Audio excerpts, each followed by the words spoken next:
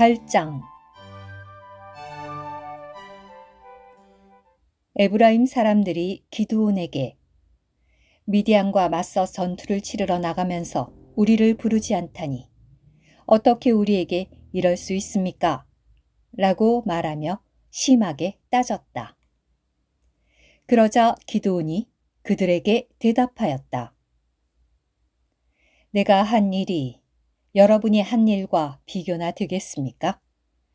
에브라임이 남은 포도를 모은 것이 아비에셀이 포도를 수확한 것보다 낫지 않습니까?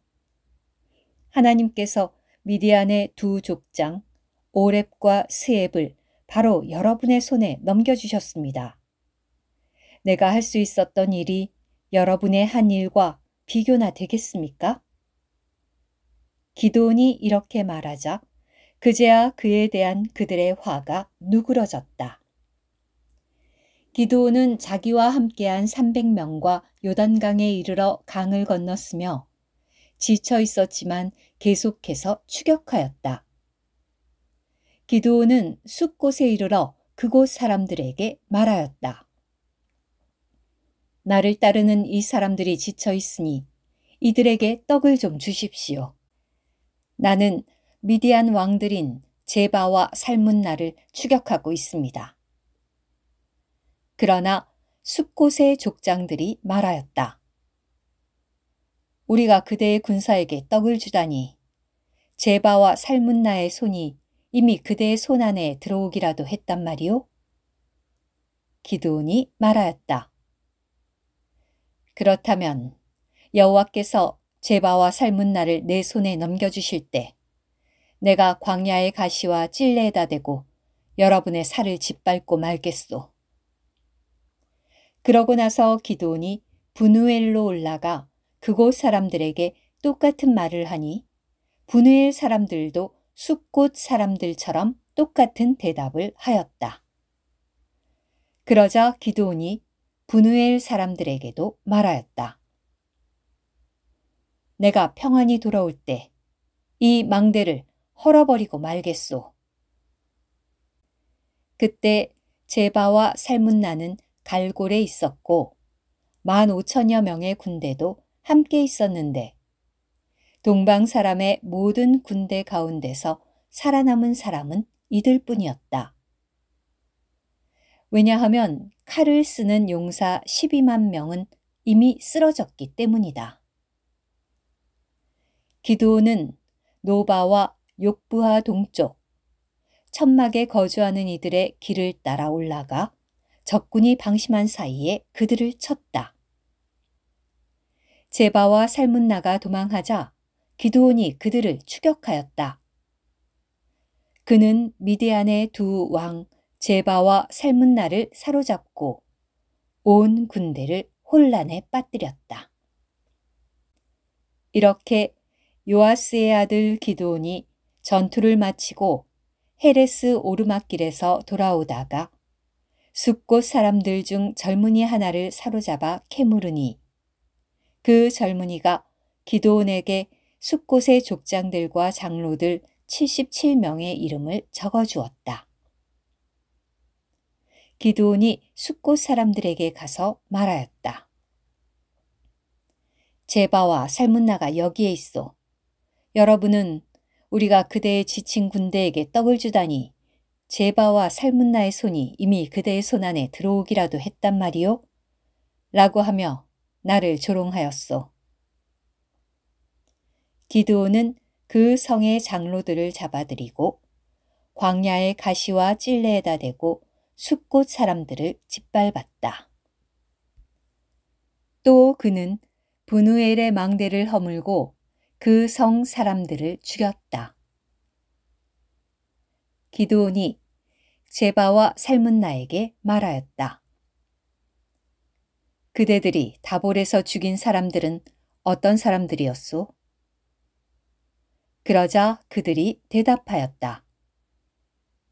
그대와 마찬가지였소. 하나같이 왕의 자손다운 모습을 하고 있었소. 기드온이 말하였다. 그들은 나의 형제들이고 나의 어머니의 아들들이었소. 여호와께서 살아계신 것을 두고 맹세하는데 만일 그대들이 그들을 살려주었더라면 내가 그대들을 죽이지는 않았을 것이요. 기드온이 맏아들 여델에게 말하였다. 일어나 저들을 죽여라. 그러나 그 소녀는 두려워 칼을 뽑지 못하였는데 이것은 그가 아직 어렸기 때문이다. 그때 제바와 살문나가 기드온에게 말하였다. 그대가 일어나 우리를 치시오. 사람이 어떠하면 그 힘도 그러한 법이요. 그래서 기드온이 일어나 제바와 살문나를 죽이고 그들 낙타의 목에 있던 초승달 모양 장식을 떼어 가졌다. 이스라엘 사람들이 기드온에게 말하였다. 우리를 미디안의 손에서 구원하였으니 그대와 그대의 아들과 손자가 우리를 다스려 주십시오. 그러나 기드온은 그들에게 말하였다. 나는 여러분을 다스리지 않을 것입니다. 나의 아들도 여러분을 다스리지 않을 것입니다. 여호와께서 여러분을 다스리실 것입니다. 기드온은 그들에게 또 말하였다. 여러분에게 한 가지 요구가 있습니다. 여러분 각 사람이 탈취물 중에서 귀고리 한 개씩만 나에게 주십시오. 미디안 족속은 이스마엘 자손이었기 때문에 금귀고리를 달고 다녔다. 그러자 그들이 대답하였다. 기꺼이 드리겠습니다. 그들은 겉옷을 펼쳐놓고 각자 자신의 탈취물 중에서 귀고리 하나씩을 거기에 던졌다. 기드온이 요구하여 얻은 금귀고리들의 무게는 금 1700세겔이었다. 그 외에도 미디안 왕들이 착용했던 초승달 모양 장식들과 목걸이들과 자주색 겉옷들이 있었고 그들 낙타의 목에 둘렀던 사슬들이 있었다. 기드온은 그것으로 에봇을 만들어 자기 성 오브라에 두었다. 그러자 온 이스라엘이 거기서 그것을 음란하게 섬김으로 그것이 기드온과 그의 집에 올무가 되었다. 미디안은 이렇게 이스라엘 자손 앞에 굴복되어 더 이상 그들의 머리를 들지 못하였고 기드온의 때에 그 땅은 40년 동안 평온하였다. 요아스의 아들 여룻바알은 돌아가 자신의 집에 거주하였다. 기드온에게는 그의 허리에서 나온 70명의 아들이 있었는데 이것은 그에게 아내가 많았기 때문이다. 세겜에 있던 그의 첩도 그에게 아들을 낳아주었는데 그는 그의 이름을 아비멜렉이라고 하였다. 요아스의 아들 기드온은 장수를 누리다가 죽어 아비에셀 사람들의 소유인 오브라에 있는 그의 아버지 요아스의 무덤에 장사되었다. 기드온이 죽자 이스라엘 자손이 다시 돌아가 바알들을 음란하게 섬기며 바알브릿을 자기들의 신으로 삼았다. 이스라엘 자손은 사방에 있는 모든 원수에게서 자기들을 구출해 주신 여호와 그들의 하나님을 기억하지 않았으며 이스라엘을 위하여 많은 선한 일을 한 여룻바알 곧 기드온의 집에도 아무런 긍휼을 베풀지 않았다.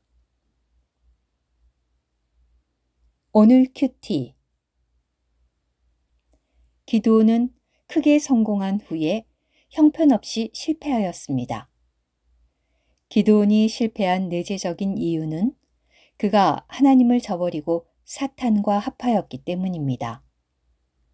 그가 실패한 데에는 세 가지 요인이 있었습니다. 첫째, 기드온은 인자하지 않았습니다. 그는 자신을 돕지 않은 동족을 죽여 하나님의 여섯째 계명을 어겼습니다. 둘째, 그는 육체의 정욕을 전혀 제한하지 않고 거기에 빠짐으로써 일곱째의 계명을 어겼습니다. 셋째, 비록 그는 백성을 다스리는 것을 거절하며 합당하게 행동하였지만 백성의 탈취물을 탐냄으로써 열째의 계명을 어겼습니다. 기드온의 성적 방종과 금 욕심은 우상 숭배로 이어졌습니다. 기드온은 백성에게서 취한 금으로 에봇을 만들었는데 이 에봇이 이스라엘 자손에게 우상이 되었고 그 결과 기드온의 가족과 이스라엘 사회 전체가 부패하게 되었습니다. 기드온의 실패는 우리에게 이성의 문제와 재물의 문제를 다루는 데 있어서 반드시 엄격하게 통제받기를 훈련해야 한다는 것을 보여줍니다. 이 문제들에서 조금이라도 방종하게 되면 그리스도에 대한 우리의 누림은 끝나버릴 것입니다.